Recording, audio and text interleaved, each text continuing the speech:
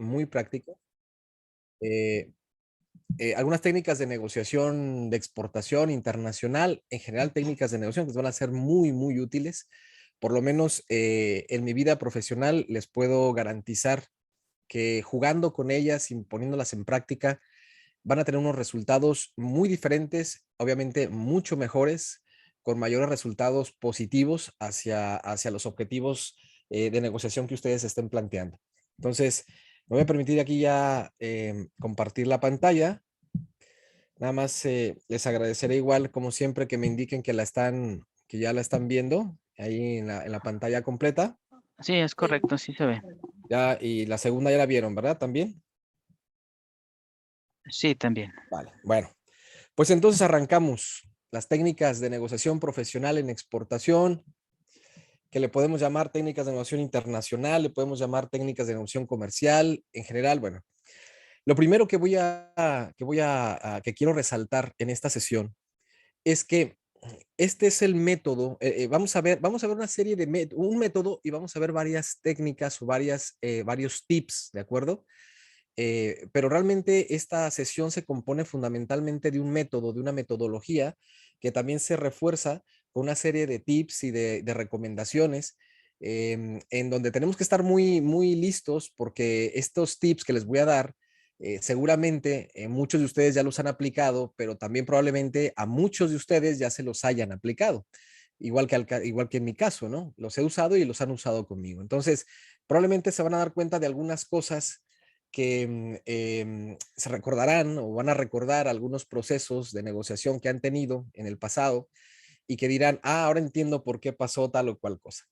Pero bueno, esta sesión se compone un poco de estos elementos, ¿de acuerdo? Esta sesión parte de esta metodología que yo les digo con toda certeza y con toda seguridad, que es la metodología que hoy se enseña realmente o se trata de transmitir desde el punto de vista metodológico, técnico, en el mundo de la negociación en general. En las mejores escuelas de negocio del mundo se aborda esta metodología porque digamos que los métodos tradicionales, anteriores, con los que normalmente veníamos jugando en el mundo de la negociación, ya no son válidos o ya no son tan válidos. Y van a entender a ustedes ahorita por qué. Entonces, pues arrancamos. Cuando hablamos de negociación internacional, hay que recordar que en nuestro mundo, a los que nos dedicamos al mundo internacional y sobre todo ustedes que van a tener o tienen contacto de ventas internacionales, estamos hablando de tener contacto con gente de muchos otros países en donde este proceso de negociación que van a entablar o que entablan en su vida profesional cotidiana está lleno de elementos que limitan. Probablemente este es uno de los factores más complejos en el mundo de las ventas internacionales, en el mundo del comercio internacional, que es justamente la negociación internacional. ¿Por qué? Porque existe una serie de barreras, ¿no? Esas barreras fundamentalmente se componen de tres elementos. El primero es el idioma, la segunda cultura, el tercero la religión. Y ustedes dirán, bueno, es hasta cierto punto entendible, sencillo, fácil entender estos aspectos, ¿no?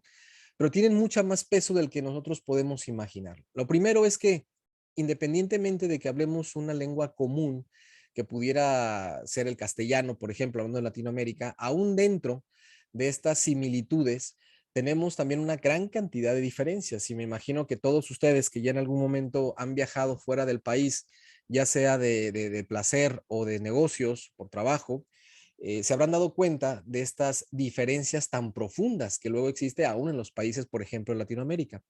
Vamos, si cruzamos la frontera azul y vamos a Guatemala, hay una serie, digamos, de modismos, hay una serie de palabras, hay una serie de conceptos que son diferentes a nosotros, ¿no? Formas de describir, adjetivos, etcétera, que son distintos y que si no los entendemos, que si no vamos un poquito preparados para saber qué es lo que tenemos que decir y cómo lo tenemos que decir, podemos desde ahí empezar a generar problemas en la negociación. Ya no se diga, conforme nos vamos alejando más de nuestra casa matriz, pues con mayor razón se vuelve más complejo, ¿no? El sistema de negociación. Y más cuando hablamos ya de otro idioma. Todos sabemos que pues, el inglés es fundamental, es básico, es súper necesario para mover de fuera a los países hispanohablantes.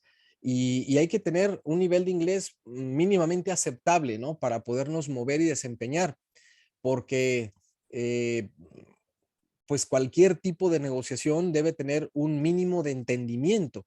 Y si no tenemos una base mínima, básica del inglés, pues vamos a tener problemas incluso en lo más básico para entendernos en los conceptos más básicos. Entonces, conforme nos vamos alejando, pues se va haciendo más complejo. Y si intentamos negociar en idiomas, además del castellano, del inglés, pues obviamente más complejo, ¿no? Porque se reduce digamos, el universo de personas que pueden hablar un tercer o cuarto idioma, aunque los hay, por supuesto, y una cantidad importante, pero quizá no es lo común. También es verdad que nos vamos a encontrar aspectos culturales propiamente, ¿no? Y esto tiene que ver con el siguiente concepto, no voy a tener mucho, pero el siguiente concepto que es muy, muy importante, que se llama cosmovisión, ahorita lo comentamos muy rápido. Pero la cultura, pues también es un elemento fundamental. ¿Por qué? Porque son las creencias de cualquier tipo de persona, ¿no? Son las creencias en un lugar, son las creencias en una región, es en lo que crees y el por qué crees en eso y el por qué te desenvuelves, perdón, de una manera o de otra, por qué entiendes el mundo y las relaciones de una manera, eso es la cultura. Y también tenemos que estar un poco ávidos en que cuando vayamos a hacer negocio, particularmente hacer negocio, y lo tenemos que hacer cuando vamos de vacaciones, imagínense ustedes cuando hablamos de negocio, ¿no? Pues tenemos que ir todavía mucho más con los ojos abiertos, mucho más entendidos y estudiados de la cultura a la que vamos a abordar, porque puede haber aspectos no solamente verbales, también puede haber aspectos, digamos, no verbales, puede haber aspectos de modismos, puede haber aspectos etcétera, que pueden ser contraproducentes en nuestro proceso de negociación, que pueden llegar a generar incluso conflicto con la persona que tenemos al frente, ¿no? Imaginen ustedes un árabe, ¿no? Ir a un país árabe. Ya les platicaré más adelante alguna pequeña experiencia por ahí en mi caso, que obviamente pues no es lo común normalmente para nosotros, digamos, como áreas de influencia, a negociar con países árabes. Sin embargo, árabes cerrados, porque luego hay hay países árabes más abiertos, ¿no? Entiendas, Emiratos Árabes, etcétera. Pero luego vas y te metes a Argelia o vas y te metes a Marruecos y la cosa cambia, ¿no? Estamos hablando de países árabes, pero con otro tipo también de aspectos culturales que pueden complicar la situación. O sea, hay que ir muy, muy, muy listos, muy ávidos de saber con quién y qué cosas podemos hacer y qué cosas no podemos hacer. Y la religión es algo que influye muchísimo, muchísimo, especialmente en los países árabes y en los países asiáticos. La religión es algo que influye demasiado en los procesos de negociación y que puede significar el avanzar o no en un proceso de negocios. Entonces, son los tres elementos que nos vamos a encontrar fundamentalmente en la negociación internacional. Ahora, hay que entender desde el punto de vista general o genérico que existen estilos de negociación y que ustedes se van a enfrentar a todos esos estilos en algún momento de su vida profesional y más aquellos que realmente tomen la exportación y el mundo internacional como un área de negocios integrada a su estrategia de empresa, ¿no? Esos estilos de negociación tienen que ver con lo que le dije yo hace un momento, que es la cosmovisión. ¿Qué es la cosmovisión? Es algo muy importante en la negociación internacional. Es la forma en que una cultura o una persona que pertenece a una cultura ve el mundo. Ahorita le voy a poner un ejemplo muy sencillo, pero eso es muy importante entender y siempre es una pregunta que hay que hacernos cuando vamos a salir del país y vamos a negociar con cualquier persona de otra nacionalidad, de otra cultura. Hay que preguntarnos y siempre estar atentos a cuál es la cosmovisión, o sea, cómo nos ven o cómo los vemos. Sería un poquito como los famosos clichés. No, no es la definición correcta, ¿no? Pero tiene que ver, o para entenderlo un poco más fácil, es como el cliché de cómo se suele ver o se suele entender una cultura. Y aquí tenemos algunos estilos, por ejemplo, el latino, que nosotros, el sistema cultural, la cultura latina, estoy hablando incluso de los países latinos europeos, o sea, estos que están sobre todo en la cuenca mediterránea, incluyendo Latinoamérica, pues somos países mucho más cercanos, mucho más afables, somos mucho más calurosos, expresivos. Luego tenemos el estilo sajón, que es mucho más frío, más seco, más directo. Nosotros solemos dar muchas más vueltas al tema. Nos cuesta muchas veces trabajo ser muy directos. Sentimos a veces este sentido digamos, el ser tan directos, lo tomamos como un poco de, pues ser agresivos, ¿no? De agresividad. El sajón no, el sajón europeo, digamos, el sajón norteamericano, toda esta parte de Europa, Europa del Norte, son gente muy directa, ¿no? No anda con rodeos, le gustan las cosas claras, muy sencillas, muy concretas, nada de rollo, nada de rodeo. El árabe, que es una cultura que hay que ganarse muy fuertemente la confianza, es muy difícil ganarte la confianza de los árabes. Existe un sistema, digamos, como de, aunque suene feo decirlo, pero un sistema un poco de corrupción dentro del mismo sistema ya establecido, particularmente en los países árabes más pobres, digamos, dentro del mundo árabe, y este sistema asiático que es cerrado, que es muy concreto, que es muy parco, que es muy directo también, que es muy de formas antilatinas, ¿no? Al contrario, donde no se toca, donde se mantiene una distancia muy separada del interlocutor, donde es mucho más frío, donde se basa en aspectos mucho más objetivos, técnicos. Entonces, hay que entenderlo, ¿no? Y la cosmovisión es un poco esto. Obviamente, los que somos mexicanos no estamos de acuerdo con ello, no creo que no coincidimos con esto, pero la realidad es la realidad. O sea, en muchos países del mundo, cuando quieren referirse a México de una manera no despectiva, pero sí un poco más bien alegre o cultural, luego nos ponen como en esta imagen de arriba, ¿no? Eso es la cosmovisión, o sea, cómo mucha gente, dependiendo de la cultura donde te desarrolles, entiende o ve el resto del mundo. Para nosotros y para quizá otras culturas u otros países u otros negociadores, pues México sea un país mucho más desarrollado, tecnológicamente un poquito más avanzado, un país más industrializado, ok, pues con sus problemas de desigualdad, de pobreza, etcétera. Pero yo creo que pocos mexicanos coincidimos en vernos de esta manera. Pero la realidad es la realidad. En el mundo hay gente, todavía existe mucha gente que piensa que en México todavía usamos pistola. Eso es verdad. Y traemos el sombrero así como ven el muñequito, ¿no?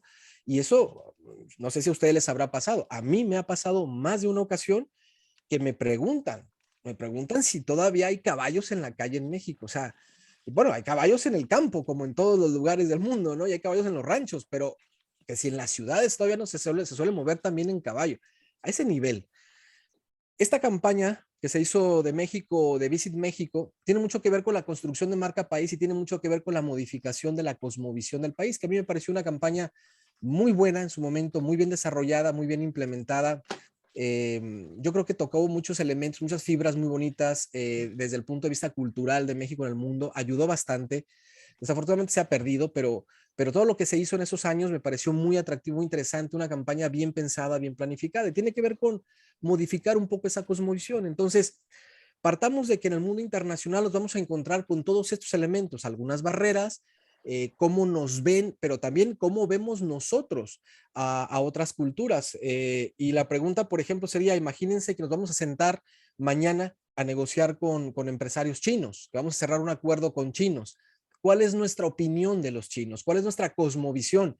Yo les aseguro que dentro de las particularidades de cada uno, encontraremos desde el punto de vista cualitativo una serie de elementos similares. Por ejemplo, la falta de calidad de los productos, que yo difiero de ello. De repente, el hecho de cómo son, ¿no?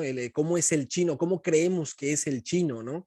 Cómo se comporta, cómo vive, cómo convive, cómo come, qué come, todo esto forma parte de esa cosmovisión y todo forma parte de un saco cuando lo metemos nosotros en el proceso de negociación internacional. Por eso hay que encontrar elementos que nos ayuden a que todas estas barreras, independientemente de que estemos dentro del país o fuera del país, todas estas barreras las podamos bajar y nos ayuden a negociar y a obtener mejores resultados.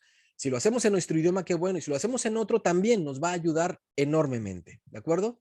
Bueno, para eso vamos a platicar rápidamente de una técnica, de una herramienta que se desarrolló hace ya varios años, llamada negociación basada en principios, lo que en la literatura ustedes van a encontrar como modelo Harvard, lo que en muchas escuelas de negocio, sobre todo las buenas escuelas de negocio, que abordan ya los procesos de negociación, siempre tocan, digamos, estos procesos.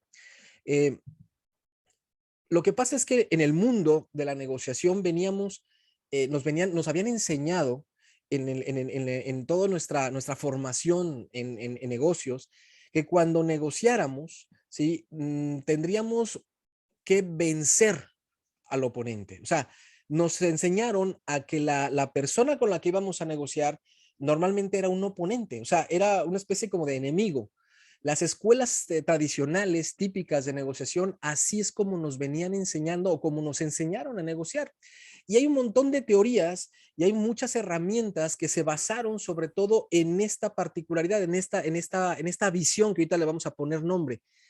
Y hay algunas metodologías que el negociador duro, que el negociador blando, que el sombrero verde, que el sombrero negro, que el sombrero rojo. O sea, hay muchas técnicas, pero las vamos a meter todas dentro de un saco que se llama la Old Fashioned School, ¿no? O sea, la escuela vieja que ya no tiene, digamos, o ya no debería tener cabida en el mundo actual. Y ahorita les voy a explicar por qué. Entonces, veníamos de alguna manera nos habían enseñado a ganar y si era posible hasta avasallar al oponente para conseguir todo lo que nos propusiéramos en la negociación. Este modelo, digamos, para negociar se llama posicional. ¿Qué quiere decir esto? Que las dos personas, las dos partes, mejor dicho, vamos a tomar una posición. Y esa posición la vamos a defender a muerte, como en la guerra, ¿no? Y siempre se hablaba en las negociaciones, se ponían ejemplos de guerras y de cómo se negociaba en la guerra y la guerra, o sea, siempre algo agresivo, siempre algo destructivo, siempre algo en donde tienes que conquistar. No, ya esto ya no es válido. Quien vaya por el mundo negociando de manera posicional, porque es un negociador muy duro y porque yo me impongo y soy un crack negociando porque yo saco todo, porque lo saco, va a tener tarde o temprano problemas importantes con sus contrapartes. Y ahorita vamos a ver por qué y cómo se ha dado este problema. Entonces, esta negociación posicional siempre se basa en defender exactamente una posición previamente establecida. O sea, cuando nosotros íbamos a negociar ya sabíamos qué objetivos había que conseguir. O sea, tú tienes que conseguir incrementar el 30%, el 20% en el precio. Y si puedes conseguir un 25, un 30, consíguelo. Ese es el objetivo. Y teníamos que llegar, y había negociadores, creo que todos conoceremos alguno, yo quizá uno de mis maestros en el mundo de la negociación, ya en la vida profesional, al cual le agradezco mucho, pero que en su momento admiré, pero que hoy digo, bueno, ya no es un método que nos pueda ser útil, ya no va a ser útil este método, era una persona muy avasalladora. Es verdad que conseguía muchas cosas, pero curiosamente, después de la primera negociación, que en muchas de ellas conseguía los objetivos o muchos de los objetivos, luego inmediatamente lo que seguía era que los clientes me decían, oye, pero que no vuelva. Voy a omitir su nombre porque además es una persona relativamente quizá conocida en el medio de las empresas, y sobre todo en Guadalajara. Y me decían que ya no vuelva, ¿eh? O sea, pero tal, que ya no vuelva aquí. Y no lo queremos ver, y no lo queremos ver. Entonces dice, ¿pero por qué? Y es que esta negociación posicional a la que siempre nos han enseñado, seas duro, seas un negociador blando, no importa, esta negociación de defender una posición tiene un grave problema. Deja heridos en el camino, deja secuelas y no hay que perder de vista que una negociación es una relación de comunicación entre dos personas. O bueno, puede haber más, pero empieza, digamos, de dos partes. Es una comunicación, no es información.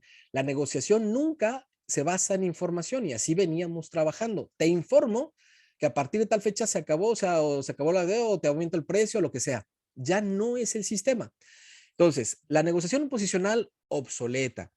Si ustedes conocen negociadores o ustedes se consideran un negociador duro o un negociador blando, olvídense ya de ello. Traten de cambiar su chip mental y de salir a tratar de llegar a acuerdos con sus contrapartes, pero desde otra perspectiva que es la que vamos a abordar aquí. Las posiciones, fíjense muy bien, las posiciones no son lo mismo que los intereses, ¿no? Porque una posición, la negociación posicional, es un espacio rígido de discusión, ¿de acuerdo? Donde se genera normalmente inmovilizado, donde no nos movemos. Entonces, eh, la posición suele ser siempre muy inflexible, pero detrás de las posiciones normalmente lo que hay son los intereses y es ahí donde nos vamos a centrar nosotros y es ahí donde vamos a intentar practicar nuestro nuevo sistema. Y abro un paréntesis. Lo que vamos a ver a continuación, que tiene que ver con la técnica propiamente de negociación basada en intereses, tienen que practicarla. Si no la practicamos, porque son 4 elementos que vamos a ver ahora, si no los practican, esto es como el fútbol, esto es como un deporte. Si no vas y practicas y entrenas, difícilmente lo vamos a dominar. Entonces, adelanto, si esto lo dejamos aquí en una plática amena, en donde ustedes ya después de aquí lo guarden en el escritorio y lo dejen ahí, pues no les va a servir de nada. Va a ser un tiempo incluso perdido. Pero si intentan empezar a jugar con el primero, el segundo elemento, y esto es hacerse muy conscientes de ello, ¿eh? O sea, para poder practicar esto hay que hacerse consciente, como cuando uno va a practicar un deporte, porque quieres alcanzar un objetivo. Esto es lo mismo.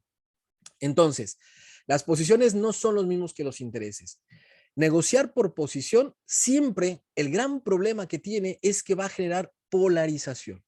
O sea, vamos a generar dos visiones, dos puntos de vista rígidos, en donde hay muy poca flexibilidad o suele haber poca flexibilidad porque el objetivo es conseguir o mantener o dominar o imponer, si es necesario, esa posición que yo traía inicialmente en la negociación. Por lo tanto, cuando tú vayas a negociar de manera posicional, es muy probable que obtengas una cerrazón de parte de tu cliente. Es probable que al principio, por ese avasallamiento del sistema de posición, logres conseguir alguna firma, algún acuerdo, algún convenio, o logres conseguir, tú dirás, pues ese era el objetivo. No, el objetivo no es conseguir eso a costa de lo que sea. El objetivo de una negociación es que se lleguen a, digamos, que lleguemos a intereses comunes, en donde los dos obtengamos intereses. Y ojo, que no estoy diciendo ganar, ganar, que esa es otra un poco falacia de la escuela o de las escuelas viejas y antiguas de la negociación, es que ganar, ganar. Se puede ganar más, se puede ganar menos, se puede incluso no ganar, se puede incluso perder, pero vamos a estar de acuerdo en ello. O sea que no necesariamente siempre se tiene que ganar. Vamos a ver ahorita por qué. Pero bueno, partamos entonces de que la posición, normalmente sistema posicional, casi siempre entendido como esos negociadores duros, inflexibles, que hay que conseguir objetivos a como dé lugar, en donde yo no me muevo más que un pedacito o si puedo no me muevo nada, va a generar mucha polarización en tu contraparte. Imagínate que tú vas a negociar un aumento de precios. Ve el punto de arriba. Tú dices que indispensablemente te tienen que aceptar un 9%. El cliente te dice que solo te va a aceptar un 2%.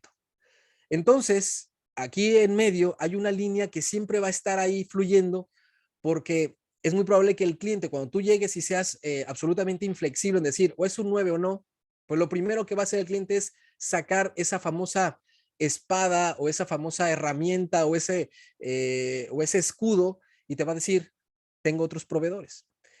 Y es cuando vienen ahí un poco esas, empieza a haber amenazas, empieza a haber un poco ese chantaje, empieza a haber esa presión de ambas partes, empieza a haber incomodidad. Entonces, aquí, en este punto, ante una situación tan compleja como esta, en donde vamos a negociar por posición, podríamos empezar aquí a perder el negocio. Aquí podría ser el inicio del fin del negocio. Entonces, ¿cómo puedo yo hacer que mi cliente, digamos, acepte que yo necesito hacer un incremento de 9%? ¿Sí existe una forma? Sí, sí existe. ¿Cuál es? Encontrar el interés por el cual el cliente esté dispuesto a hacerlo. Y vamos a ver 4 elementos que nos van a ayudar a encontrar ese interés. Entonces, vamos a pasar de un modelo posicional, este que venimos comentando, del blando, del duro, del que no me muevo, a uno que se llama relacional. Este modelo fue desarrollado en las universidades jesuitas de Estados Unidos, ¿sí? Obviamente nació de la Universidad de Harvard, pero sobre todo se fue perfeccionando en las universidades jesuitas. Es un modelo muy humanista, es un modelo humanista de negociación y se llama negociación relacional. Es verdad que una negociación relacional requiere entrenamiento Y el entrenamiento más importante es sobre todo el control emocional. Si ustedes conocen personas que o somos o son, como quieran llamarle, personas que en el mundo de la negociación inmediatamente explotamos, inmediatamente reaccionamos, empezamos y gritamos y hacemos y manoteamos y queremos imponer nuestra ley a costa probablemente de avasallar, vas a tener, si quieres usar este sistema y este método, vas a tener que empezar a modificar algunos criterios con los que has venido trabajando por muchos años. Lo que sí les puedo decir es que si estos 4 criterios que vamos a ver ahora los pones en práctica de manera consciente y profesional y los formas parte, digamos, de tu vida profesional todos los días, el resultado de tus negociaciones es espectacularmente distinto, es espectacularmente positivo. No quiero decir que vas a ganar todo lo que te vas a plantear, no necesariamente, pero sí vas a obtener una gran parte de los objetivos que te vas a establecer. Y lo mejor de todo, que con tu contraparte vas a lograr establecer una relación a largo plazo mucho más fuerte, sólida, y va a tener muchos menos desgastes. Entonces, vamos a pasar a ver lo que es el modelo relacional, que a diferencia del modelo posicional, nosotros buscamos basarnos en intereses. Ahorita lo vamos a ver. ¿Cuál es el modelo Harvard? El famoso modelo basado en principios, en intereses. Bueno, son 4 elementos. Aquí los tienen ustedes. El primero, y es así, son así de sencillos y de simplones, ¿eh?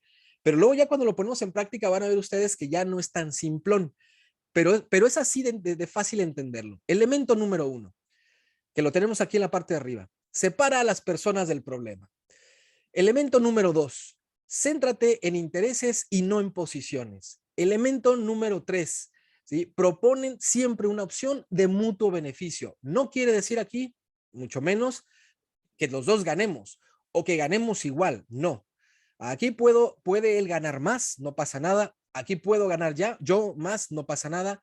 Aquí puedo perder incluso si es necesario por un objetivo que es un interés que yo tengo. O sea, quiero decir, este principio no es el de ganar, ganar. Aquí hay opciones de beneficio mutuo. El beneficio puede ser, yo gano el 1% y tú el 99%, y yo estoy bien con ganar el 1%. Por eso les digo que no necesariamente es todo ganar, ganar, o sea que 50-50. Y por último, utilizar criterios objetivos. Si estos 4 elementos, ahorita nada más vamos a comentarlos muy rápido, si ustedes los logran empezar a meter en su vida diaria, profesional, personal, familiar, etcétera, los resultados en sus procesos de negociación van a ser espectacularmente positivos. Fundamentalmente, van a ver ustedes la diferencia de intentar negociar con un sistema de posición o de imposición a este principio. Bueno, entonces estos 4 elementos hay que aprenderlos de memoria. Y cada vez que vas a negociar, al principio tienes que irte los repitiendo, ¿eh? Así es como cuando, ustedes saben que Hugo Sánchez es el mejor jugador que ha tenido México en la historia, a los que les gusta el fútbol. Y puedes caerte bien o caerte mal, pero hay que reconocer una cosa. El tipo, para lograr lo que logró en Europa, que no es fácil, ya vieron a ustedes cómo le fue a nuestros Pumas hace unos días acá con el Barça, que le metieron 6, ¿no? Bueno, para lograr lo que logró, que no es fácil porque hay racismo, porque hay que competir contra medio mundo, contra mucha gente de muy alta preparación técnica, etcétera. Para lograr lo que logró, no fue casualidad ni fue nada, fue trabajo, fue repetición y fue entrenamiento. El tipo dicen que cuando lo citaban a entrenar a las 9 o 10 de la mañana, el tipo ya estaba a las 8 entrenando y haciendo jugadas y todo. Y se platica la historia de cómo al final del entrenamiento todavía se quedaba, él le pagaba una especie como de sparring, hagan cuenta, gente que entrenaba con él, para que le pusieran centros, para que lo mandaban, para que lo hicieran correr, para que hicieran moverse, y se quedaba otra hora y media, 2 horas. O sea, el tipo se aventaba 2 horas antes del entrenamiento oficial haciendo tiros, de despeje, no sé, o sea, luego el entrenamiento, luego se quedaba después perfeccionando técnica. Por eso se logró. Y por eso los grandes en todos sus campos practican mucho. Entonces, vuelvo a insistir que si estos 4 elementos no nos los aprendemos y no empezamos conscientemente a jugar con ellos en la negociación, no les va a servir para nada, ¿eh? O sea, esto va a ser una plática, insisto, ahí de hora y media, hora 45 y se acabó el tema y no les va a servir para nada. Pero los que sí se empiecen a ser conscientes, y ojo, A partir de este momento, a partir de hoy, en cuanto cierren la computadora y vayan a hablar con sus colaboradores o con sus jefes o con sus directivos, tienen que empezar a repetirse, a ver, por lo menos el primer elemento. Y si pueden, el segundo, y empezarlo a poner en práctica. Ok, separa a las personas del problema. Elemento número uno. Lo voy a resumir porque es muy fácil esto. Bueno, muy fácil ya resumirlo, ya después ponerlo en práctica es otra cosa. Uno de los grandes problemas por los cuales no llegamos a muchos acuerdos es porque creemos que la persona que está enfrente es el problema. Creemos que este tipo, esta tipa que tengo enfrente, no me entiende. Es un cerrado, es una cerrada, es nefasto, es nefasta, qué pereza, qué flojera, qué hueva ir a hablar con esta gente. Eso lo solemos repetir mucho nosotros, nuestros jefes, los dueños, los directores, los gerentes, los ejecutivos, los vendedores, todo mundo, solemos repetir como un mantra ese tipo de cosas. ¿Cuántas veces no habremos escuchado o nosotros mismos habremos dicho, uff, es que este tipo es de lo más complicado, uff, es que esta tipa es de lo más complicada? Muchísimas veces. ¿Qué es lo que está pasando? Que estamos centrando el problema en la persona.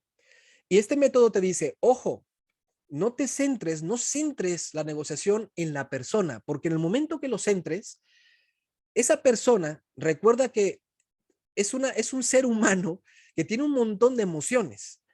¿Cómo llegaste hoy tú al trabajo? ¿Llegaste de buenas? ¿Llegaste de malas? ¿Llegaste contento? ¿Llegaste enfadado? ¿Llegaste cansado? ¿Tu hijo está enferma? ¿Tu novia te peleó ayer en la noche? ¿Tienes un problema económico? ¿Hay una situación compleja de salud? Yo qué sé. Lo que te dice es que recuerda que estás negociando con personas y esas personas están llenas de situaciones emocionales. Por lo tanto, si tú te enfrascas en la actitud de la persona, está perdida la negociación. Por lo tanto, lo primero que te tienes que repetir como mantra es que el problema no es nunca una persona. Tú dirás, pero es que no conoces al director de finanzas. No, no es el problema el director de finanzas.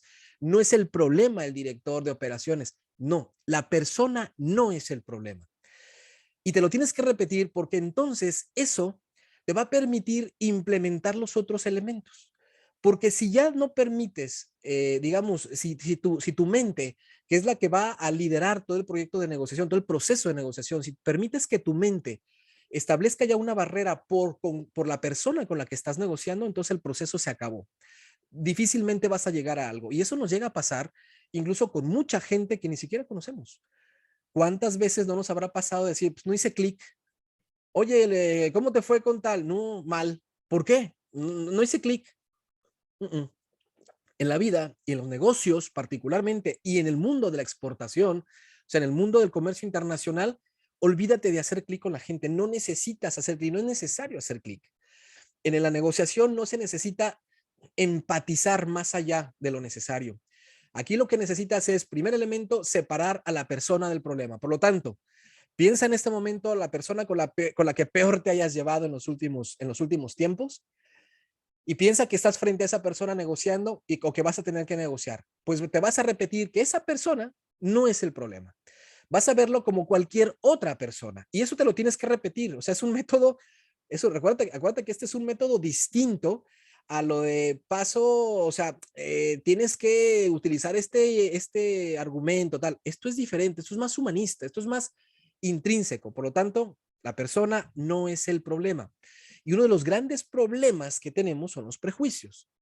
Si tú eh, permites que la persona, el interlocutor, te hagas una idea, una idea o preconcibas una idea de esa persona, vamos mal, para bien o para mal. Por lo tanto, tienes que ser muy claro y decirle a tu cerebro y programarlo constantemente diciéndole, la persona no es el problema. Y te vas a encontrar a gente que te va a hacer mala cara, que te va a cerrar la puerta, que te va a ser agresiva, que puede llegar a ser hasta grosera, pero la persona no es el problema. El problema subyace atrás de la persona. No es un tema que tú vayas a arreglar, por supuesto, pero el problema no es la persona, ¿de acuerdo? Entonces, ese es el primer elemento que nos dice el modelo Harvard. Y esto, quieras que no, es un entrenamiento, porque cuando te sientas, esto decirlo aquí teóricamente es muy interesante, pero cuando te sientas en serio con la persona que más problemas has tenido, inmediatamente tu cerebro ya está predispuesto a decir, tú eres la bronca, ya ves, no se puede hablar contigo, no. Tienes que enseñar a tu cerebro a decirle, no, ese no es el problema. Ahí atrás de esa persona hay algo. Entonces nos vamos al segundo punto. Cuando logres vencer la barrera de la persona, el método te dice, vamos a centrarnos en un interés y no en una posición. Imagínense que en este momento yo les dijera, ¿quién está de acuerdo en legalizar las drogas en México? ¿No? Yo les aseguro que aquí armaríamos un debate que no terminaríamos en todo el día, pero porque normalmente buscamos defender nuestro punto de vista, que es una posición. Habrá quien diga que sí y habrá quien diga que no. Y les aseguro que más de alguno se va incluso a enfadar y se va a, como decimos en el argot de allá en México, ¿no? Se va a calentar y puede ser que hasta lleguemos a una situación, digamos, beligerante, ¿no? En un debate. Eso es una posición. ¿Por qué ustedes creen que el país está como está? Bueno, muchos países están como estamos. Vean los debates en la televisión, vean los debates políticos. ¿Saben por qué terminamos siempre como terminamos? Por esto, porque seguimos defendiendo posiciones, no intereses. Entonces, ¿cuál sería un interés? Un interés, por ejemplo, aquí legítimo para legalizar las drogas. Pudiera ser, por ejemplo, el bajar los niveles de violencia. Tú puedes estar de acuerdo o no puedes estar de acuerdo, pero creo que un interés que todos tendríamos es que queremos menos violencia. Esa es el interés. Ese es encontrar un interés para que a partir de ahí construyas una negociación. Yo te puedo decir, oye, imagínate que yo sí quiero legalizarla y tú no. Yo te digo, muy bien, yo quiero legalizarla, oye, va a dejar, va a ser, va a permitir, y tú no, es que va a ser, va a permitir. Busquemos el interés. ¿Qué interés puede haber? Que acabemos con la violencia. Muy bien, para acabar con la violencia, ¿qué tenemos que hacer? Entonces ahí puede entrar, ahí sí ya puede entrar el que sí se pueda legalizar o el por qué no se podrá legalizar, pero siempre pensando ya en el interés. Y es mucho más fácil cuando tenemos un interés compartido llegar a un acuerdo a que cuando yo me baso solamente en una posición, ¿de acuerdo? Bueno, recordar que las posiciones son espacios rígidos, ¿no? En donde hay poco movimiento. Las posiciones, digamos, siempre tienen atrás un interés. Hay un interés. Imagínate el que dice que no quiere legalizar la droga es porque probablemente tiene miedo que haya más violencia. Y el que quiere legalizarla probablemente porque quiere que haya menos violencia. O sea que al final el interés es el mismo. Es un interés común. Entonces hay que encontrar esos intereses que vamos a tener contra nuestra contraparte, contra nuestro interlocutor, contra nuestro importador, contra nuestro distribuidor o con nuestro distribuidor, con nuestro importador y buscar ese interés. Por eso imagínate tú el ejemplo del incremento de precio. ¿Tú crees que a un importador, a un distribuidor, a un cliente tuyo le interesa que le incrementes el precio? En general la respuesta va a ser, digamos que no. O sea, oye, no, no, no. Espérame, puede haber un interés para que acepte el incremento de precio. ¿Cuál puede ser? Hay que estudiarlo. Voy a poner un ejemplo muy tonto, muy básico. Pero imagínate que tú le das no sé, capacitación técnica. Pues imagínate que ese incremento de precio además va a abonar a que mejores tú la formación y capacitación técnica que le vas a brindar. Porque la capacitación técnica o el servicio técnico a lo mejor es algo muy importante para el cliente final. Entonces es un tema que a él le va a interesar. ¿Por qué? Porque si mejora la formación, si mejora la capacitación, si mejora el servicio al cliente, obviamente la recompra, la recomendación va a ser más alta, vamos a vender más. Estoy poniendo un ejemplo muy básico, pero que puede ser real, ¿eh? Entonces, nunca pierdan de vista ustedes que una posición siempre atrás trae un interés. Hay que identificarlo. Si te quieren pedir un descuento, ¿cuál es ese interés que podemos encontrar en común para darlo o para no darlo? Si quieres negociar con un importador, encontrar ese interés, etcétera. Vean ustedes este ejercicio A y el ejercicio B. Vean ustedes ahí los caballos, ¿no? Es como en la vida real. Ambos quieren comer y cada uno tira por su lado. Esas son las posiciones. Fíjense qué difícil y cómo se tensa. Pero luego se pone la cosa peor, ¿no? Los dos empiezan a estirar, estirar, estirar, estirar y se pueden dañar, se pueden hasta ahorcar, se pueden morir de que se den un tirón en el cuello. Entonces, cuando tú logras parar y decir, a ver, tú estás tirando para allá o para acá, ¿por qué? ¿Qué interés pudiéramos encontrar en esta problemática? Porque todo problema, toda posición tiene un interés. Vuelvo a insistir. ¿Cuál es el interés de los caballos? Comer. Entonces, ¿qué hicieron los caballitos? Pues muy sencillo, ¿verdad? Oye, pues vamos primero a comer los dos juntos del primero y luego vamos los dos juntos a comer del segundo. Entonces, toda posición tiene atrás un interés. ¿Por qué tu importador, tu cliente, te acepta un producto, no te acepta un producto? ¿Por qué te acepta un precio? ¿Por qué no te acepta un precio? ¿Por qué te acepta pagar de contado? ¿Por qué no te acepta pagar de contado? ¿Por qué te pide más, te pide menos? ¿Por qué te va a aumentar el volumen? O sea, hay un montón de situaciones que desde el punto de vista posicional va a ser difícil llegar a un acuerdo, ¿eh? Oye, quiero que me compres por contenedor. ¿Y por qué te voy a comprar por contenedor? Te compro por palet. No, no, no, no, no. Yo si quieres te vendo por contenedor. Y aquí hay un interés compartido. ¿Cuál es ese interés? Hay que encontrarlo, pero tiene que ser un interés común para los dos. Esto hay que prepararlo. Poco a poco tu cabeza se va entrenando para que vayas pensando cada día más en los intereses y menos en los problemas o en las posiciones. Yo les platiqué, creo que en la segunda opción, en la segunda sesión, por ahí cuando hablamos de distribuidores y todo esto, que hace nada tuve que hacer un segundo incremento de un cliente industrial que tenemos, tuve que aumentarle a un cliente industrial, un freidor grande, le habíamos hecho un incremento de precios en mayo y le acabamos de hacer otro incremento. La suma de ambos incrementos da un 35% de incremento de precio. Para algunos puede ser poco, para unos, pero en el mundo industrial es una barbaridad, es una barbaridad. Entonces, yo sabía que eso era un problema. ¿A quién le gusta que en 2, 3 meses me subas 35% el precio? Entonces, pero yo me he hecho muy consciente en todos estos años, desde que encontré el método y me puse a estudiarlo y me puse a profundizarlo y empecé a meterme, a moldear mi cerebro, pero a obligarlo a pensar de otra manera. Y esto es obligarlo. De tal manera que yo cuando dije, bueno, es un incremento muy potente, pero aquí también hay un interés de ambas partes. Ese interés, en el caso de mi importado, mi distribuidor, es mi adaptabilidad a sus proyectos. Ese es el interés. Porque nosotros nos hemos adaptado a muchos proyectos que a lo mejor no son tan rentables, pero que al final hemos podido adaptarnos a las necesidades de él. Entonces, la manera que yo encontré para bajar sus barreras es plantear desde ese interés el incremento. Este incremento lo que a mí me va a permitir es seguir teniendo esta flexibilidad para todos los proyectos que vas a tener en el futuro. Ahí es donde ya con eso, claro que te dice, híjole, es que lo veo muy alto, tal y tal, pero mira que la diferencia de posicionamiento es brutal, brutal. Entonces, a veces no es tan difícil encontrar ese interés. Lo que pasa es que hay que intencionarlo, ese es el punto. Porque vamos siempre con la posición, oye, necesito, oye, los costos, que fíjate, yo puedo explicarle 3,000, le puedo dar 3,000 argumentos por el aumento de los costos. ¿Y qué? Él también te va a decir, pues a mí también me han inventado, lo siento, pero yo no estoy aumentando precios, que te lo dice todo el mundo. A lo mejor están aumentando precios, ¿no? Como todos. Pero él te va a decir a ti, no, yo no estoy incrementándole a mis clientes.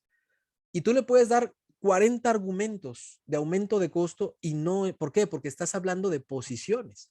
Entonces, por favor, segundo punto, busca un interés que puedan compartir. Cuando vayas a planificar, cuando lo puedas planificar, en ocasiones hay que ser muy, muy hábil y tener la mente muy despejada porque lo tienes que hacer en el momento.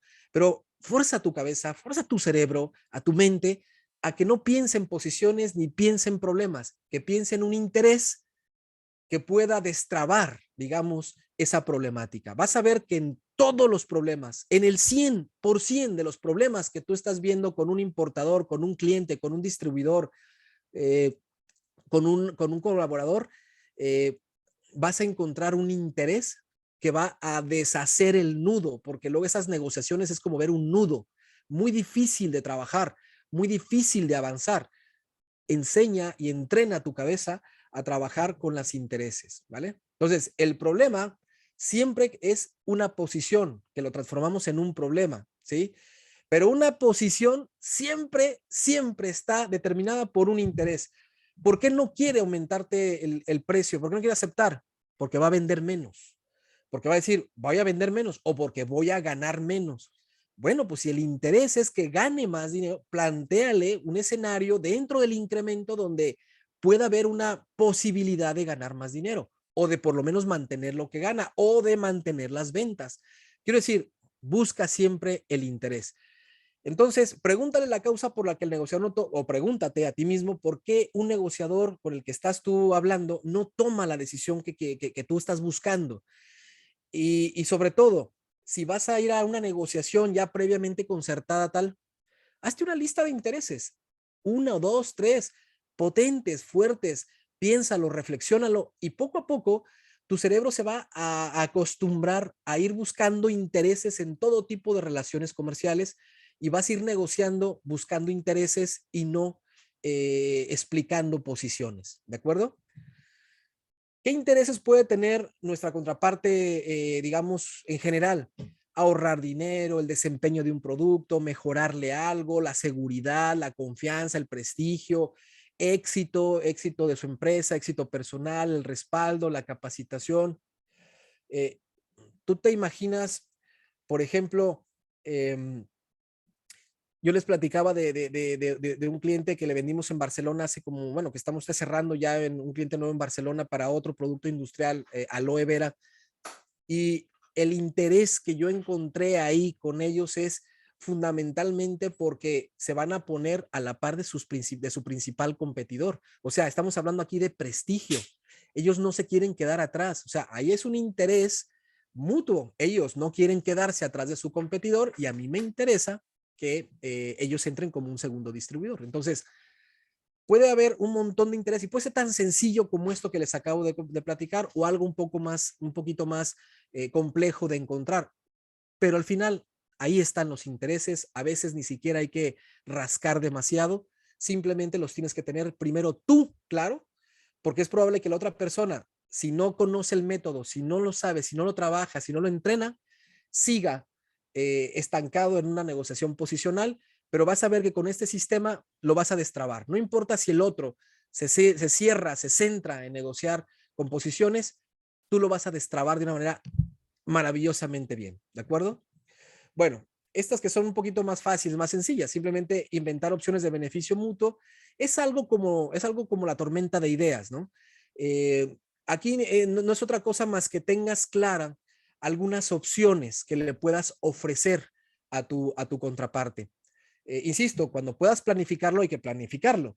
Y cuando no, pues hay que estar, hay que tener la cabeza muy lúcida para que puedas tú, digamos, ofrecerle opciones de beneficio mutuo. Pero siempre acuérdate que esto no significa ganar, ganar o 50-50. Esto no es.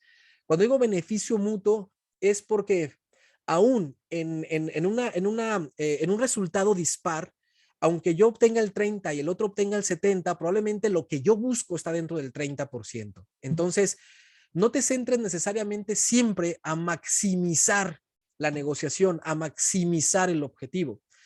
Plantéate qué interés necesitas tú transmitir, conseguir y acordar y ciérralo. Si ese interés lo consigues dándole el 70% a la otra persona o a la otra contraparte, hazlo. No tiene, insisto, por qué. El método te dice, no tienes por qué ni quedarte con el 50, ni quedarte con el 70, ni quedarte, no. Aquí es simplemente que haya una opción que a los dos nos beneficie. Plantéala. Si él gana más, maravilloso, todavía mejor por él. Va a ser mucho más fácil destrabarlo. Si tú ganas más, pero el interés es fuerte, él va a entenderlo y va a ceder. Esta metodología, que además, insisto, se enseña y se entrena de manera muy potente en las escuelas de negocio, es maravilloso. Nosotros acá en la escuela de negocio que acá en Madrid lo trabajamos sobre todo con estudiantes extranjeros. Y para muchos, obviamente, y son de máster, o sea, maestrías, en la vida lo habían escuchado, en la vida habían visto algo así, y a veces al principio cuesta, ay, qué rollo, ¿no? Hacer esto. pero cuando te entrenas, insisto que es maravilloso. Entonces, algo que te ayuda a ti a establecer las opciones de beneficio mutuo es la famosa tormenta de ideas. Y acuérdate que esta técnica tiene, digamos, una regla de oro, y esa ponla en práctica tú, con tu equipo, con tu gente, tú solito si quieres hacerlo. La primera es no censures ninguna idea. Ninguna idea se censura cuando hablamos de la técnica del brainstorming, que nos ayuda a establecer el punto 3 de la metodología Harvard, que es encontrar opciones de beneficio mutuo. ¿Sí? Primero, no censurar ideas. Segundo, evaluar. Ya después, cuando tú estableces todas las ideas, por más locas, ridículas y absurdas que sean, las evalúas, luego las priorizas y por último las seleccionas. Entonces, ahí sí ya haces una selección y vas descartando. Pero no puedes descartar al principio, porque muy probablemente en las ideas más locas y más bestiales puedas encontrar las mejores soluciones. Miren, este es un ejercicio que no lo vamos a hacer aquí por cuestiones de tiempo, pero que lo hacemos mucho en las escuelas de negocio. Yo les pongo siempre este ejercicio. A ver, tenemos esta casa, que esta es real, ¿eh? Es una casa que está en un barrio bonito, céntrico en Madrid. Y esta casa, fíjense que nos ofrecen 3 millones de euros, pero la casa realmente vale 4,5 millones de euros. Pero no tenemos mejor opción, o sea, no hay mejor opción que 3 millones, pero la casa realmente vale, o sea, su valor de mercado es de 4,5 millones. ¿Estarías dispuesto a perder 1,5 millones para vender la casa, sí o no? Bueno, pues una opción puede ser que sí. Bueno, si la vendo, yo no me importa perder. Perfecto. Pero si no, viene aquí la búsqueda de opciones de beneficio mutuo. Entonces, hay que, en el brainstorming, cuando hacemos el ejercicio, yo les digo, a ver, ¿qué podemos hacer con esto que ustedes ven ahí? Ahí hay una casa, hay un terreno, un espacio, hay una serie de cosas. Y todo el mundo empieza a hacer el ejercicio y luego me dicen al final, oye, yo pondría un restaurante, yo pondría una cafetería, yo pondría una galería, yo pondría una boutique, yo pondría un Airbnb, yo pondría un hotel. Y probablemente, evaluando, porque se les dan una serie de datos de la zona, evaluando un poquito esos datos genéricos, una de las mejores soluciones es tumbarla, es echarla abajo completamente, ¿sí? Pero normalmente no queremos llegar a esos puntos porque creemos que es muy ridículo, ¿no? Pues, ¿cómo voy a tumbar yo la casa? Está ahí en un barrio muy bueno. ¿Cómo la voy a tumbar? Sí, porque si yo se la tumbo y construimos ahí por ejemplo, le llaman aquí parking, ¿no? Un estacionamiento de 3 o 4 niveles que se puede, en 2 años está absolutamente rentabilizado, porque el precio, la necesidad es brutal en la zona. Por lo tanto, un plan financiero te permite recuperar la inversión en 2 años, y a partir del año 3 estás ganando dinero a patadas. Pero una de las mejores soluciones es tumbarla. Ponle dinamítale me acuerdo que una vez uno planteó eso, la primera vez que lo escuchamos así bien planteado. Yo le pongo dinamita a los cimientos, le echo abajo, y todo el mundo se soltó a reír. No, ¿cómo crees? No seas ridículo, estás en uno de los mejores lugares, esa casa vale 5 millones. ¿Y por qué no? Y explicó, empezó a decir, mira, tal y tal y tal. Esa era la solución, efectivamente. Entonces, por eso el brainstorming nunca censuren una idea, porque en las ideas más locas, más brutales, ahí puedes encontrar unas soluciones fenomenales, fantásticas para tu problemática. Y el cuarto elemento del método Harvard es que utilices criterios objetivos. ¿Qué quiere decir esto? Que si tú quieres que también la persona comparta tu interés, siempre es bueno darle opciones, como ya dijimos, opciones que nos beneficien a los dos, no necesariamente que yo gane más o que tú, simplemente que haya un beneficio de ambas partes. Pero sobre todo, que para que quede sustentado, y sobre todo para que haya pocos elementos que te echen abajo ese proceso de negociación, es que no utilices criterios muy subjetivos, porque te los van a echar abajo muy fácil. Si hasta aquí hemos construido todo bien y vamos muy bien y ya casi tenemos el objetivo alcanzado en la negociación, trata de dar al final un criterio que sea objetivo. Los criterios objetivos son aquellos que no se pueden refutar o que difícilmente te lo pueden refutar. Es como, eh, es el prestigio de alguna manera que tú puedes tener. Por ejemplo, utilizar un caso de éxito, las técnicas de causa-efecto, un análisis de rentabilidad, una investigación de mercado, un estudio de factibilidad. Imagínate Imagínate que yo te digo que es una muy buena decisión invertirle tiempo en estudiar mucho más a detalle por tu cuenta el método Harvard.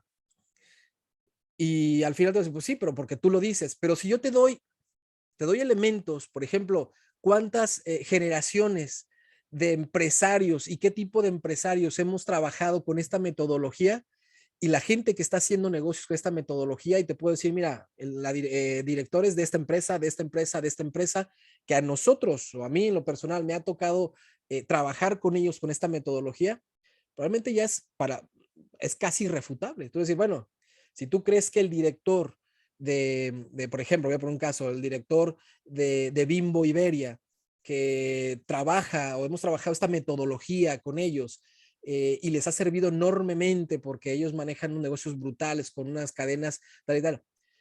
Este es un objetivo perdón, es un criterio muy objetivo, o sea, hay quien lo está usando de manera muy exitosa.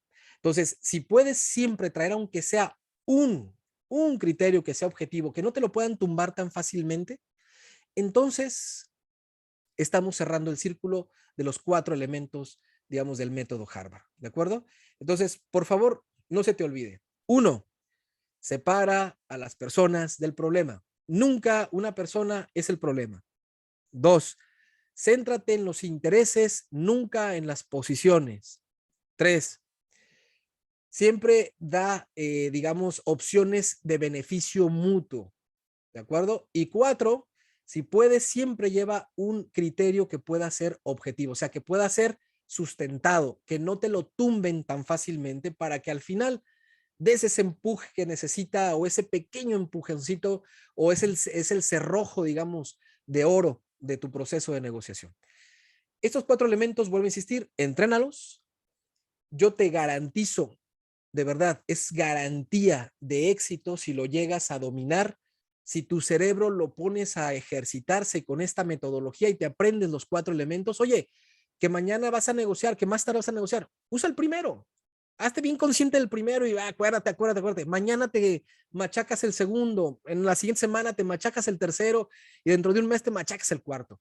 Y poco a poco tu cerebro se va a acostumbrar a negociar de esta manera y no importa si te encuentras al negociador más duro, más tiburón, el más agresivo, el más potente, el más gritón, el que hace más aspavientos, el de la voz más ronca, no importa que te lo encuentres, no importa que vas a negociar con él, porque tú no vas a ir, digamos, en esa metodología, no la necesitas. Tu metodología es muchísimo más poderosa, muchísimo más potente y muchísimo más fuerte, porque además la controlas, ¿de acuerdo? Bueno, método Harvard, quien quiera obviamente profundizar, hay mucha metodología, hay mucha teoría, hay mucha información, hay muchos casos que tú puedes incluso de manera pública acceder y estudiar por tu cuenta si te interesa meterte más al método. Ahora vamos a pasar a algunos tips, algunas técnicas de negociación que, ojo, lo que voy a decir, puede ser que algunas te resulten un poco agresivas, algunas te resulten un poco chocantes, voy a decirlo de esa manera. Una vez o más de alguna vez a mí me han cuestionado si esto es ético. Y yo digo, pues tan ético como cualquier otra cosa, tan ético como el que la quiere usar o no la quieras usar. O sea, esto no se trata de ética o no ética, son situaciones reales, tips reales que te aumentan o te disminuyen tu capacidad de negociación. Estos tips que les voy a ir pasando, que vamos a ir viendo dentro de 3 minutos, estos tips se llaman elevadores de estatus o socavadores de confianza. Fíjate qué nombre tienen, ¿eh? O sea, nombre potentón. Socavadores de confianza. O sea, que te pegan en la confianza cuando vas a negociar o que te aumentan el estatus. Cuando hablamos de estatus en la negociación es el poder. O sea, técnicas que te van a aumentar el poder en una negociación. Pero antes de entrar en ellos, te voy a dar estos tips que son muy interesantes. Primero, en una negociación, jamás seas tú el primero que hable. Siempre tienes que llevar esta lógica de proceso. Observa, escucha y luego habla. Porque nuestro cerebro va a percibir una realidad. Y esto pasa sobre todo en los procesos de negociación complejos. Si tú vas a viajar a Alemania, vas a viajar a Estados Unidos o Australia, eso te va a servir enormemente, enormemente. Mira, ve por ejemplo estas fotos. No, es un ejercicio que se hace, pero por tiempo no lo vamos a hacer. Pero eso es un ejercicio que hacemos en la escuela. Eh, ve la foto de la izquierda, esta foto superior. Imagínate, no es necesario muchas veces que hablemos para que podamos empezar a obtener información de nuestra contraparte cuando vamos a negociar. ¿Qué te dice la persona que está en esta imagen de la izquierda, en la parte superior izquierda? ¿Qué observas? Observas que hay varios monitores. Mira, tiene 4 monitores. Tiene muchísimos papeles sobre el escritorio. Tiene un desastre por todos lados. Tiene un descontrol. Tiene un desorden. ¿Qué te está diciendo como personalidad este señor, digamos? Primero, que recibe muchísima información y que es capaz no solamente de recibirla, que es capaz de procesar mucha información. O sea, esta gente va muy rápido, ¿eh? O sea, esta gente es la que va con el cerebro. Esta persona, si tú llegas y te sientas y con una tranquilidad y una paz le quieres hablar y le quieres echar todo un rollo de tu producto, de tu servicio, lo vas a reventar en 3 minutos. Esta gente tiene otro proceso mental, pero sin hablar ya te está diciendo un poquito por dónde tienes que, digamos, entrar. Por eso primero observa lo que te está diciendo. Es gente que tiene capacidad de administrar mucha información, requiere recibir mucha información, por lo tanto, necesitas a esta gente empezarle a dar datos, información rápido, ser puntual, información, datos puntual, información puntual. La otra persona, la que tiene esta oficina, pues es otro sistema. Un sistema mucho más pausado, un sistema más organizado, un sistema probablemente con menos ritmo, porque te lo está diciendo simplemente la observación del entorno. Por lo tanto, en un proceso de negociación, no cometan el error de llegar, sentarse y empezar a hablar. Primero observen, luego escuchen y por último hablen, ¿de acuerdo? Ahora, ¿cuáles son hay muchos, pero les voy a poner aquí algunos ejemplos eh, y les voy a poner quizá los más utilizados que usamos o que usan con nosotros. Probablemente te hayas dado cuenta o quizá no, que ya los estén usando contigo. Les voy a hacer la observación de 2 o 3 que son los que yo en particular, a mí me ayudan muchísimo en mis procesos, me ayudan enormemente y quizá les puedan ayudar a ustedes. Se llaman elevadores de estatus, ¿de acuerdo? Y lo dejo a criterio de cada quien si los quieren usar o si no los quieren usar. Lo importante es que sepan que ahí están. Primero, la altura. Cuando vas a negociar, cuando vas a un proceso de negociación, la altura es muy importante, porque la altura está relacionada con la dominación. Los procesos de negociación pasan por un proceso cerebral muy potente, muy poderoso, donde juegan muchos elementos. Y acuérdense ustedes que uno de los elementos, digamos, importantes de nuestro cerebro es esta parte límbica, ¿sí? O sea, es la parte medianamente desarrollada, ¿no? No es la parte del córtex, la parte más desarrollada del cerebro, la que ya hace ecuaciones complejas. Entonces, muchas veces también en los procesos de negociación intervienen las partes, las emociones más básicas, como el miedo, como la euforia, la alegría, o sea, la parte más incluso básica de nuestro cerebro. Es La otro altura, nivel. la altura, chicos, perdón, es que estoy aquí. La altura tiene que ver con el proceso de dominación. Siempre que puedan, o si lo hacen con ustedes para que ya lo sepan, una silla o un sofá abajo de quien están hablando es un proceso de dominación. Y tú dirás, nada, eso no. Claro que sí. Tu cerebro está captando información y va trabajando por su cuenta. Hay una parte, y ustedes saben, creo que todo el mundo lo sabe, que es una parte subconsciente que sigue trabajando. Ahí está trabajando. ¿Cuántas veces has respirado en los últimos 15 minutos? No tienes ni idea, pero has respirado un montón. Y esa parte no consciente sigue trabajando.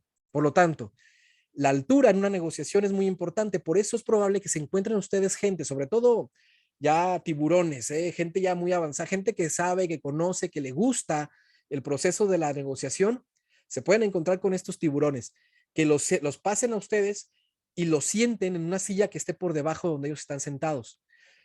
A mí ya me ha pasado más de alguna vez, no sé si ustedes que los pasan incluso a una pequeña sala de reuniones y te sientas en un sofá y te hundes. No es porque sea muy cómodo y que a gusto, quedas hundido porque puede ser en gran parte porque esa persona sabe lo que está haciendo. Entonces, la altura en una negociación es muy importante. La mirada es fundamental. Cuando tú tienes que mirar hacia arriba a alguien, le estás dando poder. Tu cerebro lo interpreta como él tiene más poder que yo. Y el cerebro lo que intenta rápidamente es salir de esa situación que él la considera obviamente peligrosa. Estás arriba de. Entonces, tienes su riesgo. Por lo tanto, la dominación comienza en la altura. Por eso, traten siempre de estar a la altura de sus interlocutores, sobre todo de sus ojos, mirarlo a los ojos y tratar de no estar, pues sobre todo, abajo. Si les toca a ustedes recibir a alguien y pueden hacer esto, háganlo. Háganlo. Les va a dar resultados, les va a servir, va a sumar puntos también en su negociación. Segundo, los escritorios, las oficinas, ¿sí? Fíjense bien, un escritorio, una oficina que tenga orden, que esté vacía, o fíjense, poner sobre el escritorio, por ejemplo, reportes estadísticos, carpetas con palabras, con la palabra confidencial, por ejemplo. Eso genera en tu cerebro, porque tú lo vas a ver, porque todos volteamos a ver los escritorios y vemos este tipo de información. Ojo, que esté limpia, pero que te dejen a la vista, por ejemplo, algunos reportes estadísticos, tablas estadísticas, números. Eso inmediatamente tu cerebro lo interpreta como esta persona es importante, es confiable y sobre todo tiene mucha autoridad. Entonces, eh, realmente no tienen ustedes idea qué bien sirven estos elementos, cómo funcionan, cómo desarman a tu interlocutor. Ahorita vamos a unos más agresivos, pero estos ya de entrada son muy buenos porque te empiezan como a poner en un nivel un poquito más alto, te da puntos en la negociación, ¿de acuerdo? Obviamente tienen que dejarlo a la vista de con el que van a negociar, que lo vea, que vea, pongan ahí una estadística así, con muchos números, gráficos, tal y tal, porque eso el cerebro de él o ella lo va a interpretar como, caray, esta persona es importante, este sabe, o sea, este tiene autoridad. Y eso es importante en un proceso de negociación. Los títulos y los diplomas. Les habrá pasado a mí muchas veces, me ha pasado, más que yo, o sea, me ha pasado, que llegas a un lugar y te pasan donde está una pared llena de diplomas o de fotografías con personas importantes o de trofeos o de fotos de viajes o no sé, cosas así, ¿no? Eso no es nada más por decoración. Muchos son expertos en la negociación y saben de estos tips, porque estos diplomas, estos reconocimientos o estas fotografías con gente importante o fotografías de muchos viajes, etcétera, eh, bien presentado, obviamente, el cerebro también inmediatamente y de forma muy inconsciente o subconsciente, mejor dicho, de manera ahí que tú no te das cuenta, pero lo está percibiendo tu cerebro, te está diciendo a ti mismo, este señor o esta señora sabe mucho, domina muy bien los temas y es una autoridad. Y cuando tú te enfrentas a una persona que es una autoridad y que domina los temas, eso genera, a menos que tú también domines muy bien los temas, pero si no, ya vas con el cerebro te prepara para decir, oye, no la vayas a regar aquí, o sea, mejor tranquilito y no te pases. Este domina, este nos hace pedazos. Eso es lo que te dice tu cerebro. Entonces, tiene poder, ¿eh? Tiene poder y funciona. Ahora, digamos que estos son los puntos que estábamos comentando hace un momento. Otro elevador de estatus, ¿sí? Otro elevador de estatus. Tiene que ver con cómo llegues a un lugar. Nunca llegues a un lugar a negociar lleno de papeles, cargado hasta las orejas. ¿Por qué? Porque la limpieza a la que llegue, o sea, la libertad con la que tú llegues, tu persona llegue a la negociación, transmite inmediatamente respeto, autoridad y credibilidad. Si tú llegas con un montón de papeles, con los maletines cargados de la computadora, el no sé qué, el cargador, la no sé cuánto, los papeles, la no sé qué, el reporte, te quita toda credibilidad y todo respeto. Te quita totalmente la autoridad. Entonces, ¿qué tienes que hacer? Prepararte muy bien y llegar a tu reunión libre, totalmente pulcro. Y digo pulcro, nada más me refiero a la vestimenta y todo. Me refiero a que no cargues más que quizá alguna tablet, el teléfono, alguna agenda, algo muy ligero. Eso inmediatamente el cerebro de una parte lo transforma como autoridad. El que viaja, el que llega, el que negocia de esta manera, tiene autoridad, ¿de acuerdo? Entonces, usados, no vayamos a comentar esta hora, llegar corriendo, llegar con un montón de cosas y pues ya, esto no, te quita autoridad, te lo resta. Ahora, vamos a ver algunas técnicas que se llaman socavadores de confianza. O sea, estos que te acabo de decir son algunos de los más generales que te aumentan, digamos que te aumentan tu capacidad de negociación, pero también hay unos que te las pueden restar, depende de dónde estemos. Aquí estamos hablando desde el punto de vista del negociador. Obviamente estas pueden ser jugar en los dos caminos, ¿no? Pero vamos a ver desde el punto de vista del que está negociando, de nosotros negociadores. Bueno, también imagínate, hay formas, hay tips, hay tácticas muy sencillas, muy, muy sutiles, algunas de ellas, pero que te van a pegar durísimo en la confianza y las vamos a usar. Yo las uso y las uso constantemente y me da muy buenos resultados. Y estoy seguro que más de ustedes, alguno de ustedes lo habrá usado y estoy seguro que con muchos de ustedes los usan sus clientes, sus proveedores, sus gente con la que ustedes negocian. Así es que cuidado con esto que se llaman socavadores de confianza porque te están pegando en tu poder de negociación. Número uno, el más básico, que se llama golpe a la moral, es abrir la charla preguntando por qué eres tan malo, tu empresa o tu producto. Esto es algo que usamos mucho para tumbar todo el esquema de negociación que trae nuestra contraparte. Eh, Esto obviamente puede sonar relativamente agresivo, depende cómo lo transmitas, ¿no? Pero lo hagas de manera amable, lo hagas de manera sonriente, lo hagas de manera enojada, este es un golpe muy duro para el cerebro del interlocutor, o sea, para su estructura de negociación. El que le lances la primera pregunta que lo salude, lo sientes, le digas, oye, te quiero hacer una pregunta. ¿Por qué tu empresa es tan mala?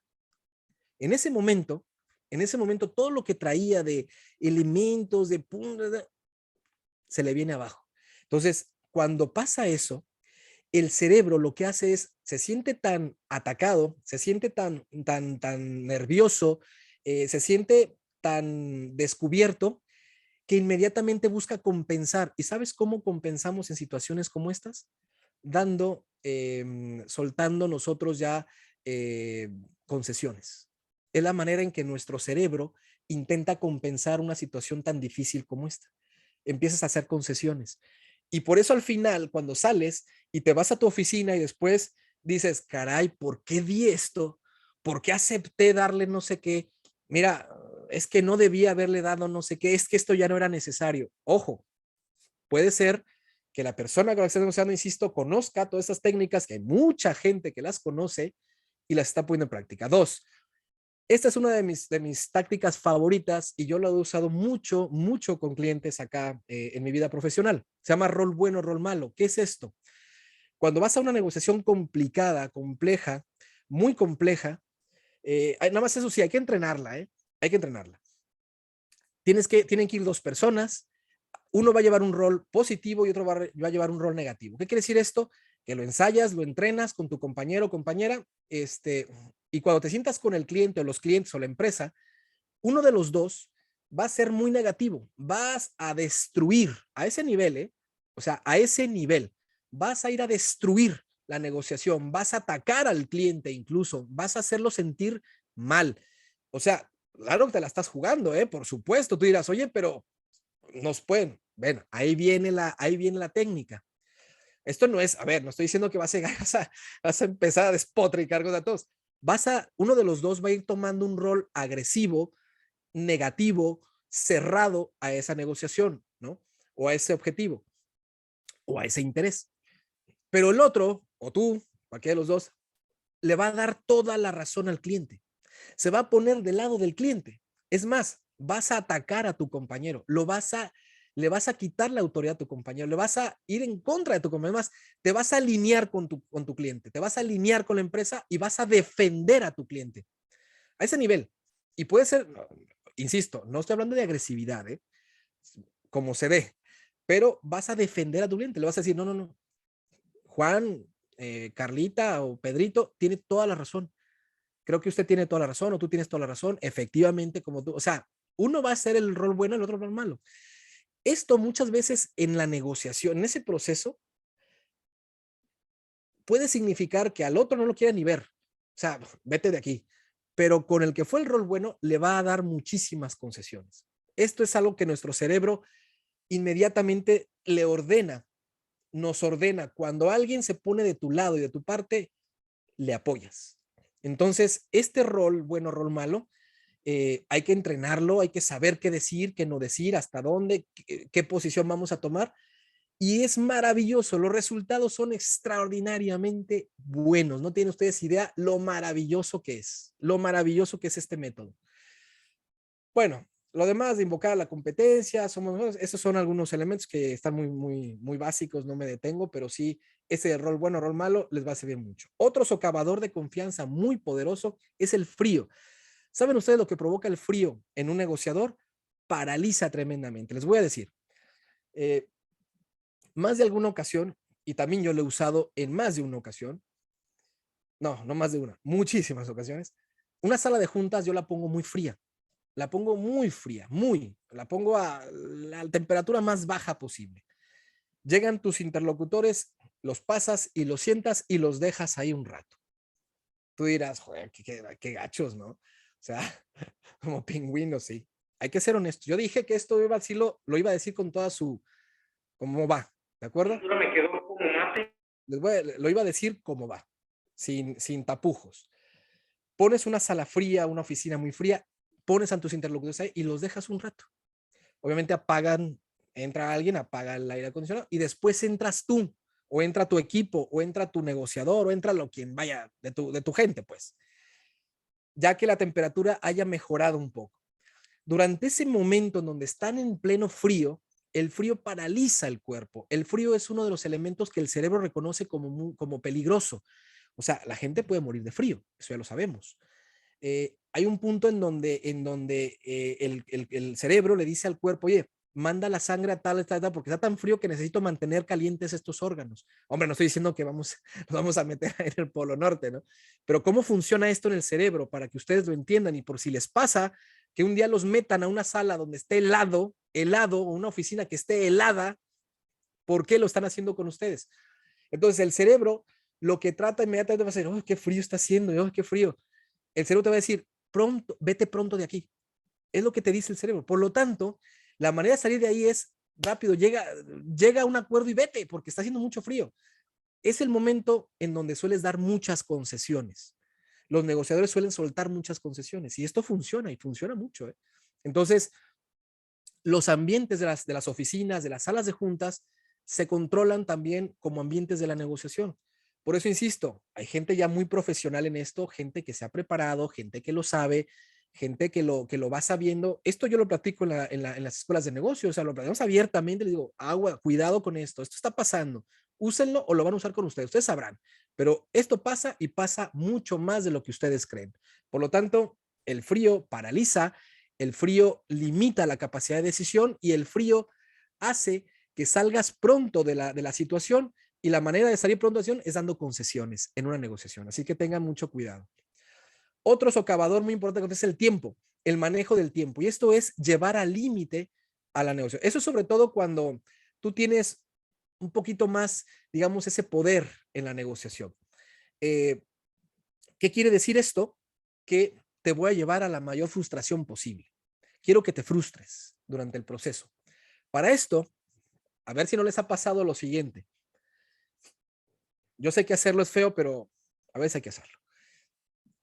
Llega una persona que vas a negociar algo importante, tal.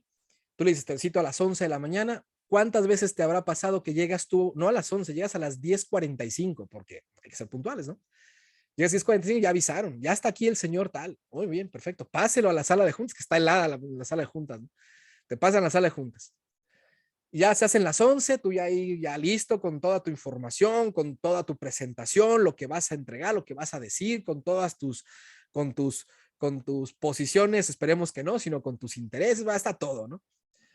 Y luego se hacen las 11, porque te dijeron de 11 a 12, yo te recibo de 11 a 12, perfecto, yo en media hora, 40 minutos le presento todo esto. Se hace las 11, se hace las 11:15, digo las 11:05, las 11:10, las 11:15, y tú, carajo, no llegue, ya estás desesperado, y llega la persona, ¿no? Clásico. Perdón, estaba en una llamada, ¿no? Estaba en una reunión, clasiquísimo, clasiquísimo. Hombre, ¿cómo se enseña esto? Pero se enseña. Perdón, está en una reunión, oye, vente, discúlpame, no sé qué amabilidad, no sé qué, venga, a ver, ¿qué traemos? Vamos a platicar, vamos a ver esto, lo otro, y empieza. Y de repente, una llamada. Perdón, tengo que tomar esta llamada súper importante. Sí, discúlpame, perdóname, por favor. Sí, sí, adelante. Ya empiezas con tu rollo y te cortan. Y se salen, ¿no? Eso es muy común. Te sales de la sala juntas de la oficina con tu teléfono y te avientas otros 10 o 15 minutos hablando. Ya pasaron 15 de la entrada tarde por la reunión. 10 minutos que llevabas hablando y te llaman la otra llamada y ya te van otros 10 o 15. O sea, ya tienes ahí media hora. Ya se te fue media hora y no has tenido oportunidad de presentar lo que tienes que presentar. Entra la persona y te dice, hey, discúlpame, oye, me queda poco tiempo, a ver, vamos a ver. Eso es un socavador de confianza y lo están usando, o lo estoy usando contigo, o tú lo estás usando con otra persona. Discúlpame, pero me quedan 20, 10 minutos, 15 minutos. Venga, vamos a avanzar, a ver.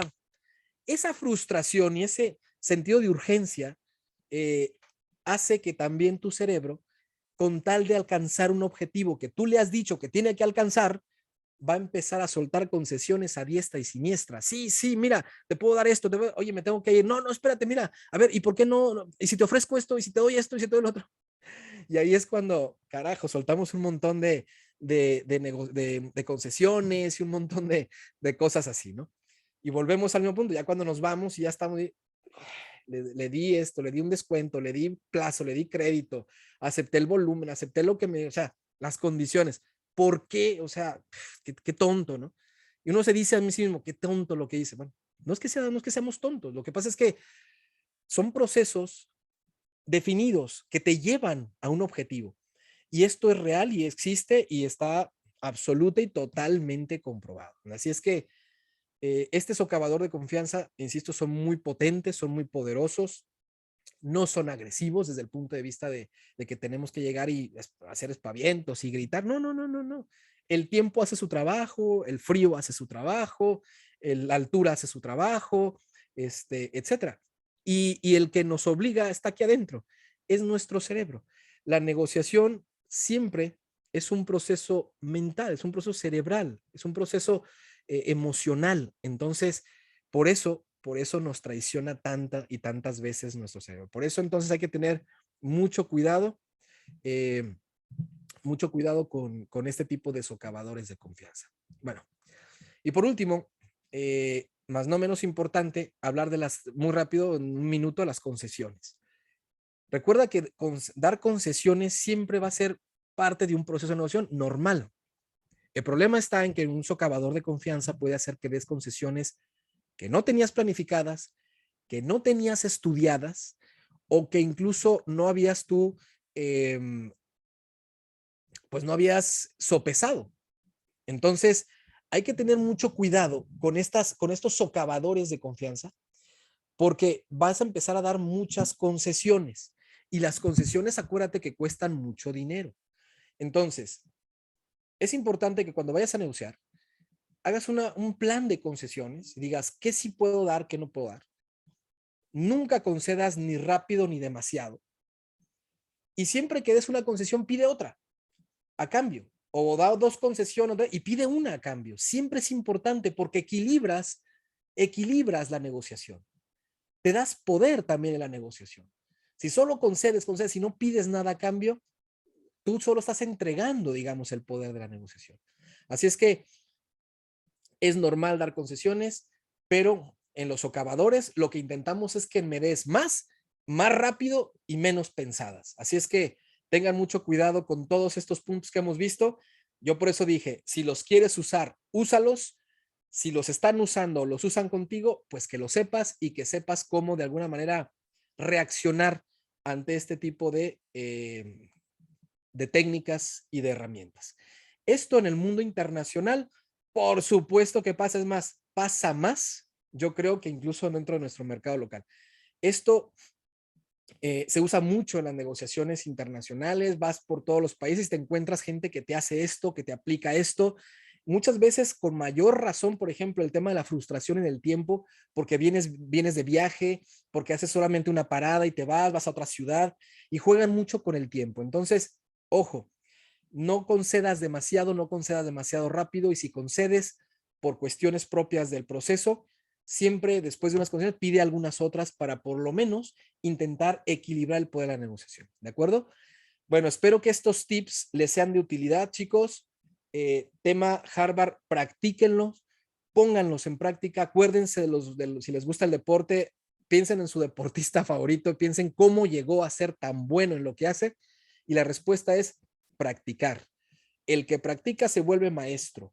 El que no practica, bueno, pues queda en una buena anécdota, pero el que practica se vuelve maestro. Así es que se los dejo ahí de tarea, les va a ser de mucha utilidad y de mi parte pues sería todo. Si alguien tiene alguna duda, si alguien tiene algún comentario, si alguien quiere compartirnos una experiencia, bienvenido. Creo que es un momento interesantísimo de poder también enriquecernos con experiencias de todos ustedes. Adelante.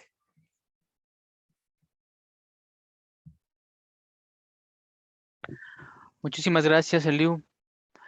Pues yo creo que un tema, hay un libro, me recordaste a un libro que se llama Las 48 leyes del poder, que precisamente está diseñado para quienes quieren usar el poder, quienes quieren observar el poder o quienes deben de defenderse del poder. La verdad que muy, muy interesante. Espero que alguien tenga alguna pregunta o quiera hacer algún comentario al respecto.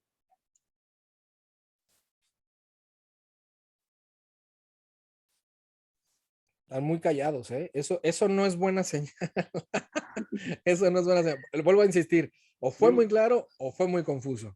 No, nada, todo muy bien, excelente, muchas gracias. Bueno, pues si no hay preguntas ni nada, pues aquí entonces cerramos el tema y pues nos vemos entonces en la próxima sesión, ¿vale? Muy bien, muy claro gracias. todo, ¿eh? Sí. Muchas gracias. Les mando, en este momento les mando la liga para que responda a la encuesta de satisfacción. Por favor, es importante que lo hagan todos. Se los dejo ahorita en un momentito en el grupo para que se den ahí un minutito. En un minutito responden esa encuesta. Los que tengan aún pendiente ahí su actividad y tengan alguna duda, por favor envíenme un mensaje para poderlos auxiliar. Y aquellos que por alguna razón no hayan terminado la actividad número 2, pues sí les pediría que puedan terminarla, porque al final se puede complicar un poquito más, porque sí es necesario terminar con un plan de exportación. Entonces, pues sin más, pues muchísimas gracias, Eliu, muchísimas gracias a todos y seguimos en contacto. Oye, Juan Pablo, Brenda, tengo una pregunta. Hola, Brenda, adelante. Oye, gracias. Pregunta, en relación al punto número 2 del plan, ¿tú nos vas a explicar lo de la plataforma? Yo ayer me puse a tratar de sacar los países y las export-import y está así como nada amigable, pero no sé si vamos a tener alguna sesión para eso o le sigo picando. Sí, vamos a tener una sesión especial para, Dios, son de las últimas sesiones, pero y sí la vamos a tener. La idea es que se empiecen a familiarizar un poco con el sistema, que empiecen a explorar y sí, seguramente hay quienes ya le han adelantado y se han confundido un poco o frustrado porque pues es mucha información la que hay que recabar. Yo estaré destinando, son 5 sesiones especialmente para elaborar el plan, aclarar las dudas y darles un acompañamiento para que lo hagan. Pero sí vale la pena que vayan, digo, si alguien ya está en esa etapa y quiere irle adelantando y requiere de algún acompañamiento, me puede también, me puede avisar y con mucho gusto hacemos como una pequeña reunión y les explico de manera personalizada a aquellos que también lo requieran. Con mucho gusto eso también está contemplado. Ah, ok, muchas gracias, te contacto. Sí, por favor. Pues gracias a todos, que tengan buen martes. Gracias, Gracias. Elio. Igualmente, Gracias a muchas todos. gracias. Muchas Gracias, gracias. buen día. Muchas gracias.